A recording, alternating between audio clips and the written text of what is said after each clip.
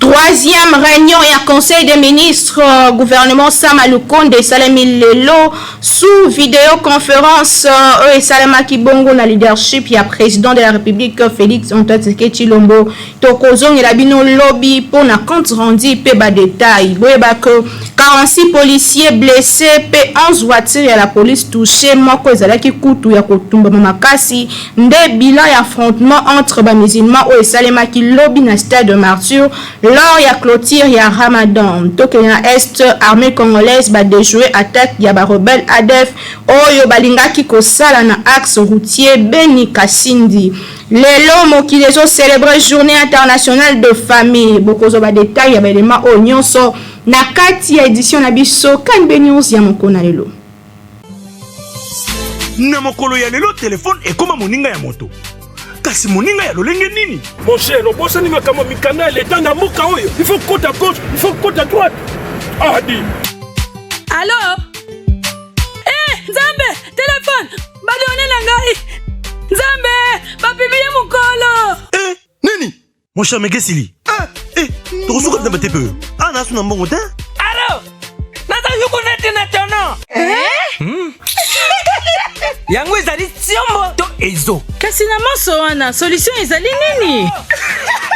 bandeko solution ezali service autobengi RAM registre des appareils mobiles RAM ekopesa solution na ba opérateur ba utilisateur pe na mboka mobimba ezalaka deja na ba mboka mingi yango bakonzi bazolikanisi ya koinstalle yango pe awa na RDC potolongwa na baproblème oyo esalaka bareseau ezala malamu te babokono kilikili na banzela batelefone ya pirate kobungisa telefone obungisa biso biayo na yango mibeko ekwei boye tosalela batelefone ya original mpo na mikolo ekoya batelefone nyonso ya pirate ekozala bloke lokola na bamboka mosusu mpo na koyeba yango esengeli oyeba numero email ya telefone na yo na kobeta étoile 10 06 10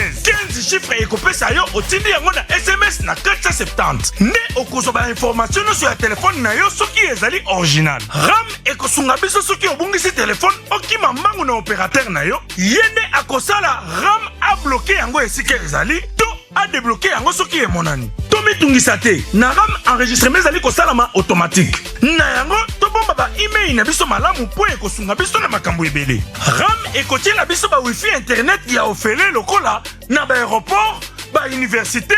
pe na bisika mosusu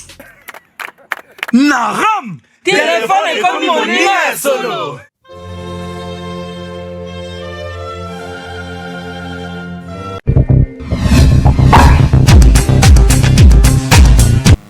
Mbote Kinshasa, mbote partout le monde, c'est nous koyeba que vous allez belé. Liboso a posté de viande bino pour na kolanda Kanbe News magazine, pe sa bino toujours d'informations. Pourquoi informer bino nde mosala bo pesa biso édition lelo bandit kato fungo yango na procès ya ba malfrats au ba troubla qui ordre public na stade de Martyr lors ya clôture ya Ramanda jeudi 13 mai et fungo lelo pe diffusé en direct ya radio télévision nationale RTNC na Mukuse boyeba que na même dossier ministre des sports et loisirs à suspendre jusqu'à nouvel ordre direction comité o bandai ko sala mosala kuna na stade de Martyr suite ya ba désordre oyo et salamaki lobby toujours na même dossier tout tika la kaka na affrontement oyo salamaki kuna na stade de Martyr gouvernement congolais na nzela ya porte-parole na ye apesi bilan ya ba affrontement oyo salamaki lobby entre communauté musulmane pe équipe moko ya gouvernement et qui t'a sur terrain pour rendre visite na ba blessé au bazali na hôpital bolanda détail na image pe commentaire.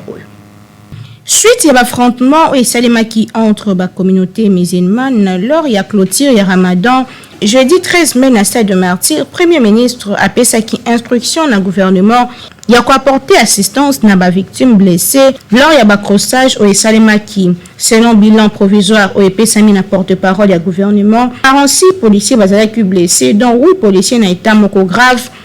Na kati tokuti ba perte ya ba matériel énorme notamment 11 voitures ya la police qui touché pe moko totalement brûlé. Délégation monene kitaki sur terrain composé la ministre de l'environnement F Bazaïba oyo akambaki délégation ya ba membre ya gouvernement pe ba autorité provinciale na HG hospital pour na palper du doigt pe komona ba victime pe ko soutenir bango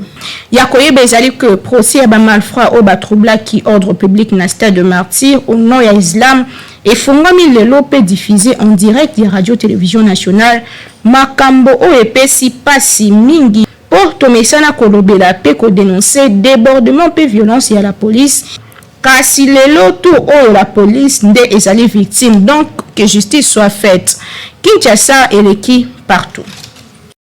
Pebisa kibina ngone bandeli armée congolaise ba déjouer attaque moko ba ADF ba bandel ko bongisa ba sala na axe routier Beni Kasimbi bolanda ba détail epesami awana Nathan Siata. Ba forces armées la République démocratique du Congo FARDC appuyé na ba casque bleu ya mission de l'Organisation des Nations Unies pour la stabilisation du Congo MONUSCO na mukuse ba de joie qui attaque moko ya ba rebelle allié de Democratic Force ya ADF na Makisabo ezali situé na axe routier Beni Kasindi na Nord Kivu et salemaki mokolo ya lobi jeudi 13 mai 2021 porte-parole militaire ya ba opération Sokola 1 na Grand Nord Kivu oyo azali ko confirmer information oyoke azali ko déplorer na bongo assassinat pe ya chauffeur na basaya oyo pe azali ko rassurer que ba force loyaliste ba ko sala nyonso pona ko calmer situation na niveau ya Makisabo ennemi alukaki ko s'attaquer na camion moko camion oyo eutaki na Beni pe bande ko kende vers Kasindi ko koma na niveau ya Makisabo ezalaki na incursion et aki ko sala ma partie ya wana esika pi quelques éléments ADF otelaki bango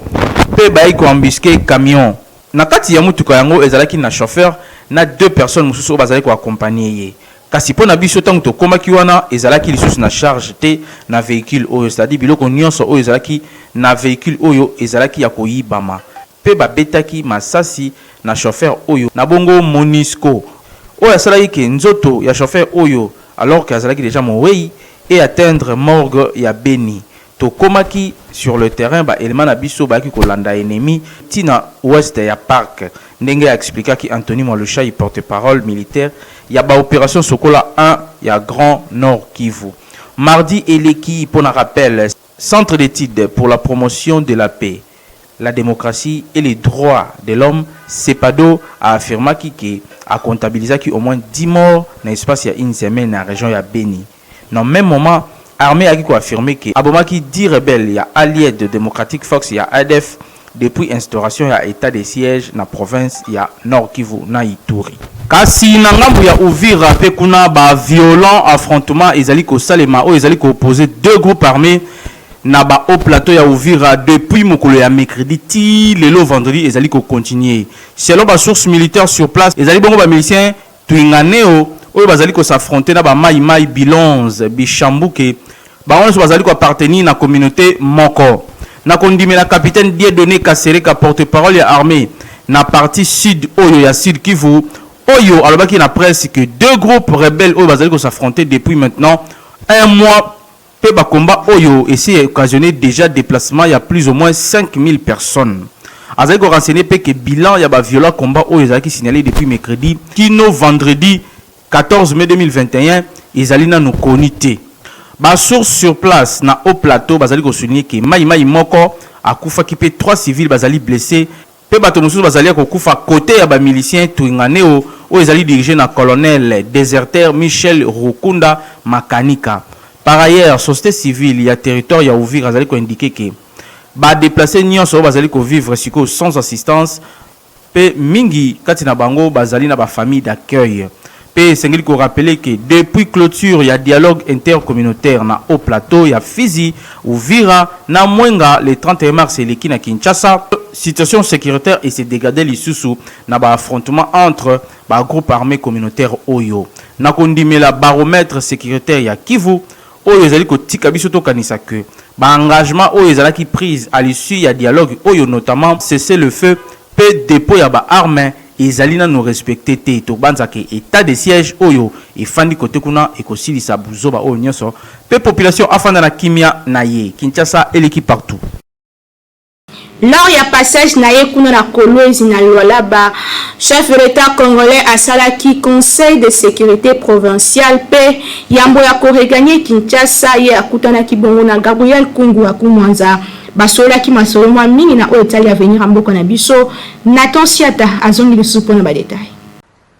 Na deuxième jour ya voyage na ye na Lubumbashi, président de la République Félix Antoine Tshisekedi Tshilombo asangisaki lobi jeudi 13 mai 2021 conseil provincial de sécurité na présence ya premier ministre Sam Malukonde, ya vice premier ministre ministre de l'intérieur, ya gouverneur ya province pe ba cadre mususu ya sécurité, commandant suprême ya ba FARDC forces armées arbitres de moitié du Congo asalaki évaluation ya situation sécuritaire oyo ezali plutôt calme na Okatanga. Ba instruction claire et pesamaki na ba service ya défense pe ya sécurité pour na ko maintenir ordre pe ko garantir sécurité ya population louchoise pe katangaise. Après kakawana ndenge bozali komona ambiance oyo ezalaki koleka awa chef de l'État Félix Antoine Tshisekedi Tshilombo arandaki visite familiale na tata na ye Gabriel Kyungu wa Kumwanza oyo wapi azalaki pe accompagné na gouverneur ya province Jacques Kabula Katwe.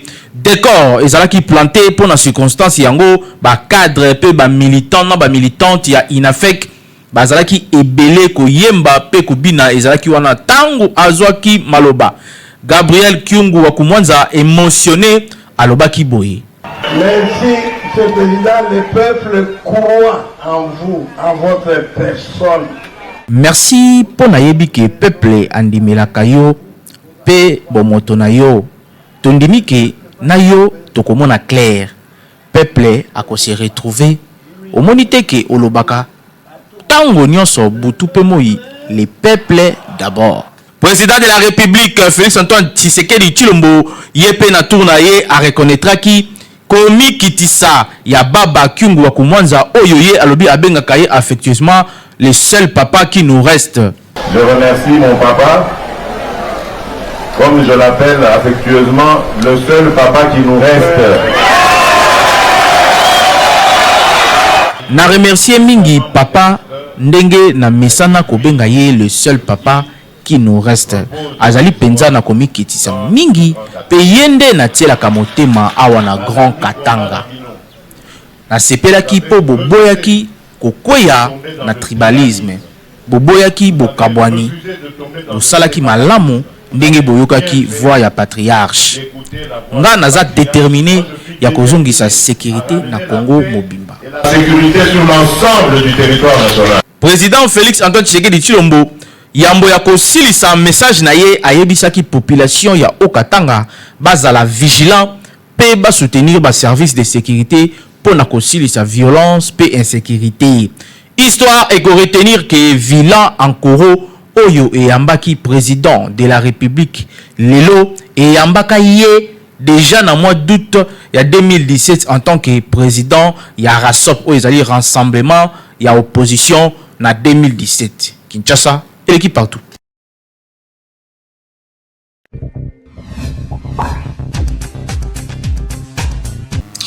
Nanga Moraye, Société nationale de loterie Sonal na Mukuse a fouti moko ya baganya na ye montant ya 9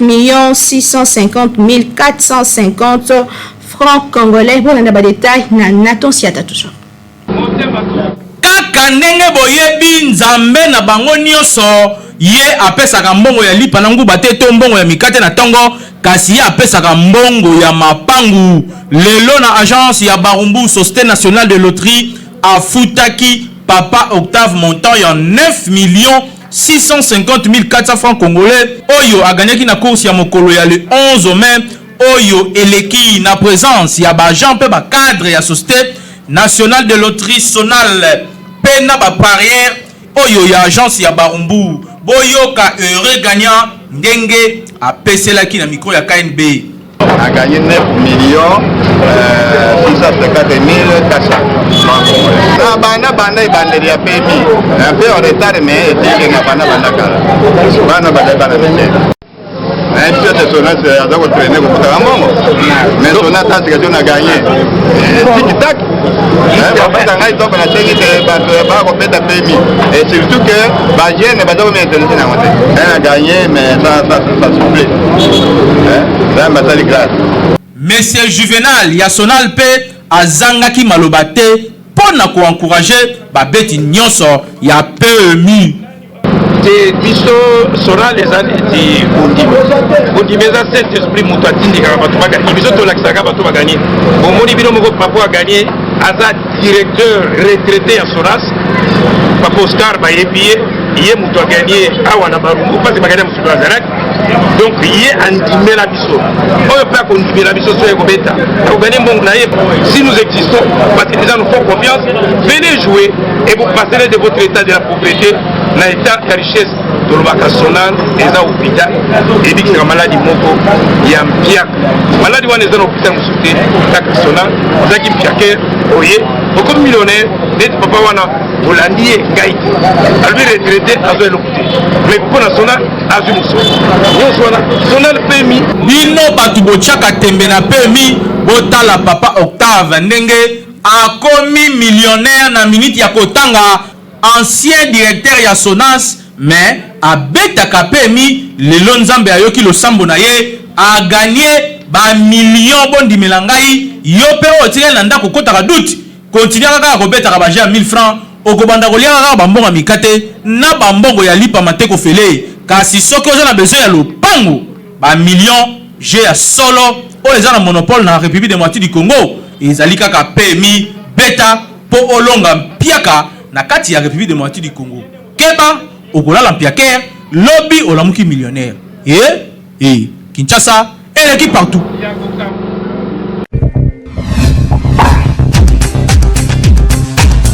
Dans le cadre de la journée internationale, le Lomo qui les a célébré journée internationale de famille, importance de la famille dans la société, local appelle la cellule de base de la société. Bolanda, image et commentaire. Le 20 novembre. Proclamé l'Assemblée générale des Nations Unies une résolution du 20 septembre 1993, Journée internationale de la famille, les manifestations où les alliés refléter importance aux communautés internationales et attachées à la famille. Ils n'ont rien d'autre que cellule de base de la société. Dans l'occasion de la journée à l'élo, communauté internationale, ils ont manifester intérêt, ils ont porter sur la situation de la famille partout dans le monde. Puis que pour ça, le gouvernement et l'État va investir sur la politique familiale. Tout le que chaque famille a un problème, c'est une société, puis la culture. Ce qui pour les problèmes, c'est la pauvreté dans les pays à tiers monde, dans les pays développés, puis les problèmes qui concernent Kakabango. Car si parmi les cheval de bataille, il y a un bota dans mon bimba. Et c'est la mingi qualité pour la momoko pe solidarité ou esangisaka ba mabota pour la coloca une meilleure vie. Na boyembela epesami na ba gouvernement, ba ONG, ba établissement, groupe religieux et même ba individu ba bunda na ba mateya pour la kosala ko ba cellule de base ya société auto bengi ba famille base la suffisamment outillée pour la combattre la valeur culturelle et sociétale pour ceux qui mwana akoli na bonne éducation pe na chaleur familiale bana wana ba kozaka ba problème mingi te na société kasi au contraire nde okomona ba miyibi ba kuluna ba rebelle ba ndumba soki olandeli mutu wana bia okokuta que azala na problème moko na famille soit akola na bapasi soit azala ka maltraité yango ememaka que mutu akoma na problème psychologique pe à agir na B donc nyonso cause ezali na famille donc soki société prendre bien soin ya ba famille vie pe ekolo na biso ekokende liboso problème ekozala vraiment mingi te poko yeba que société ezali ensemble ya ba famille ezali cellule de base ya société donc nyonso ebandaka na famille na yo na ndeko jeune o alingi ko construire famille na ye sala nyonso o construire famille na yo likolo ya bolingo pe ba valeur pour que lobby bana na yo bazala bato malunga na sena moi oyoki Kinshasa eleki partout.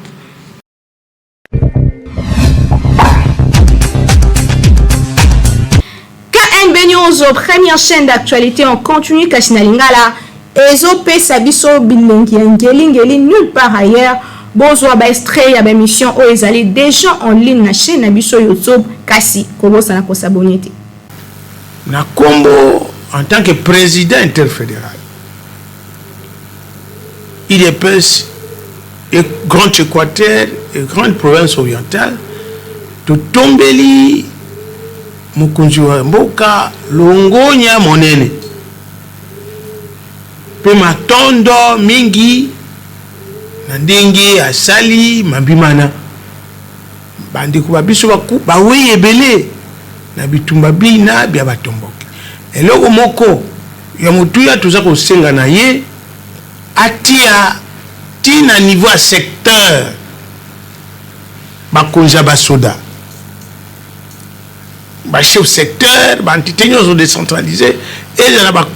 na ba commune ba bourgmestre ba maire de la ville nyonso basoda mokoza kozala wana soka za to major a kozala na plus ou moins 120 personnes oyo bazali ko kengele ba mboka ba groupement ba ko dénicher ba infiltrer oyo bazali. Oh mon Dieu, toi si sa guerre oyo esila te depuis avde la côte de Kabiso batumabe ye moko musée ayaka na bango alobaka nini la guerre sera longue et populaire pour que esila elle va rentrer là où elle est venue. Et les autres communes sombele sous Kabisang. Félix Tshisekedi, président de la République, ce qu'on a gagné guerre, oyo, asili sabitumba, kimia, abenga batoya après sa vie. Ba ex-fazo ba kimaka. Bazonga, bakena couloir wana. Ti na manono wana tukuyeba basoda ya kuna bazonge pabo tango bakoye pabo ye tukuyeba kosala recensement ya armée de manière ba osa recensement ya population ba ça recensement ya armée qui est le vrai congolais na armée na biso. Banda Félix akota na mboka oyo likamo nini population aloba pe abo yango ezate population to fungola miso nazolo ba lelo bo partager vidéo oyo ekoleka na information bo partager nini vidéo oyo na oloba na kanda bo partager yango biso moko peuple to se laisser faire toza ba naïf pays lokola Rwanda lokola Burundi Uganda tosaka ba pays mais l'Union africaine ezana maboko mona mboka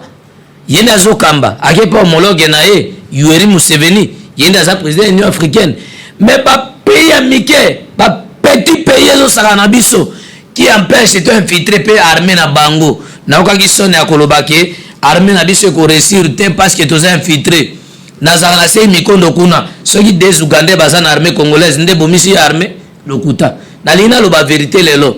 to ko changer système biso ne to ko informer ANR na bureau de akoki informer population te biso to se belé biso ne to pesa ba information eko simba na ko ba ndoki moko alobaki yo ndeko moko ya Fayulu azande ko na Équateur alobi au président Félix azui ba décision moko prématurée non ya alobi azambo ko nzamboka biso ne to zo a charge ya mboka population na informaka population na zo le devant ya makambo bolimbisanga bandeko na lelo na ke mission moka fuka fubanda kasangulu na observer na Zolanda tosunga président Félix tokozwa président Musubongo te à part Joseph Désiré Mobutu ayaka mazana na makambo na ya nyenye abu te tozasiko na président o alingi ko mema pays o ata longwe ngana otokamba mboko lobby mais avec lumière ya président Fachi Beton.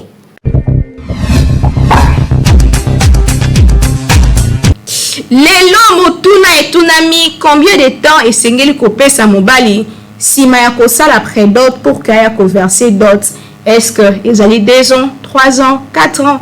50 ou 10 ans bo kandenge ba mama ya Kinshasa balobaki na micro ya Hervé Zaka. 3 ans, 4 ans. Libala izaka toujours selon culture, coutume pe mibeko ya mboka wapi ba conjoint bavandi. Kasi na Itali, biso République démocratique du Congo, 3 mariages ezalaka recommandé, mariage coutumier na niveau ya famille, civil na l'état pe religieux na église. Mais en général, ba mariage o ezalaka précédé na officialisation ya fiançailles o tobengaka prédot. Yango ezalaka premier contact entre les deux familles wapi mobali ayaka kosenga loboko ya mwasi pe na même occasion baremetaka ye facture o ezali bongo composé na liste ya ba bien pe mosolo o mobali ya koverser na famille ya mwasi pour mariage ezala conclu. Na boye motune etunami combien de temps mobali asengeli asala après prédot na ye po na koverser dot. Pe ezala un problème te donc selon nom sikoyo mutu ndenge azwaki kosala ndenge abongisela donc sikoyo makamone ndenge ezali omoni po ezala nango pressé te ezala nango mpe na avance te ezala nango mpe na retard te selon nom sikoyo capacité na ye oyo azwilaki donc sikoyo asalaki organisation na ye donc disponible na ye donc akobongisela makambo na ye akokende opesa apesi prédot sima basanza ou bien sima inane ake arécupérer mwasi na ye. Après d'autres, ils ont dépendre na possibilité mobile à Zanango, tout comme na organisation moi c'est mobile. Vous avez atterri déjà Salidos, c'est monsieur Boy déjà bien dans 2 ou 3 semaines tout est versé mon libala. Ou bien c'est une bonne possibilité na yimba moko. Après une semaine bien dans 1 mois il y a un bon na organisation moi c'est mobile bazana. Équipe na ngote. Donc l'organisation moi c'est mobile na possibilité mobile à ça. Bon pour un que ça peut peut-être un mois. Normalement dans la normal je m'entends que mois 1 mois 2 mois au sukiwana. So comme on va 3 mois ina 3 mois misu ba komati na ba inane au moins teke wana za su olexi rebelle. On aura na katikata moi ça zuize. Donc bloc wana ezala bien. Conseil on peut ça bango. Ce que moi déjà commis près donc bakangisa biloko nyonso oyo pesi dot eza suna tamingi te oya obala mwasi na okene naye parce que boza bien ezati ke beaucoup mo osaba cache libanda na ezala propreté concernant pesa baonde o se préparer mbala moko conséquent oye opesi mbongo osisi biloko nyonso bokeimba mona mwasi. Awa occasion epesa meli biso to éveiller conscience ya ba parents na o etali exagération ya biloko to montant ya dot. Papa, maman, pe ba famille congolaise et c'est nul koyeba que moi na bino mwasi azali marchandise ya koteka te. Dot en soi ezali kaka symbole ya considération na ba parents pe lisusu respect ya coutume congolaise. Kasi yango ezali occasion ya koboma mobali te po dot esilaka te. Botika kosengaka bango biloko ebele na kanisi kutu esengeli bo encourager bana mibale na nzela ya libala oyo baponi pe ba respecter bino ba koti na porte na jeunesse congolaise tolobi boy. Esengeli kozwa temps ya préparation ya mariage à 2 yambo ya ko se présenter la famille donc bo se préparer financièrement, moralement et même spirituellement koza la pressé ya kobima liboso ya baboti te soki nanu bobongami te wana ko éviter biso ba fiançailles ya ba 5 ans. Na l'état tokosenga azwa responsabilité na ye na maboko a fixé prix à dot pe ezala obligé na mabota pe ba tribu nyonso pona ko éviter ba abus. Jeunesse congolaise eza déjà na chômage pe très difficile pona ko s'en sortir. Sikoyo bakisela kango ba dot ya 3000 4000 dollars na ba liste moko exagéré ezo sumate ata mokie. Vraiment bon que la jeunesse quinoise pe congolaise en général solution pour boye mabe makas Kinshasa et l'équipe partout. Édition le commune Souka, merci l'équipe technique et rédactionnelle ça qui mosala kitoko nasima caméra oyo tozaki na Hervé Zaka awa tozaki na double pomo régie finale et sima ki na Timothée KMBP réalisation à Nathan Siata nazalaki assisté na Beni Monde Mbe oyo azalaki awa pona kosala mosala kitoko édition comme na Souka merci na bino bolanda kinga partout dans le monde kasi na suki cette édition lelo na kopesa joyeux anniversaire na Enis Finji oyo a fêté une année de plus mokola lelo nga na bino tokutani mikolo ezali koya lobi bokutana na Nathan Siata na présentation.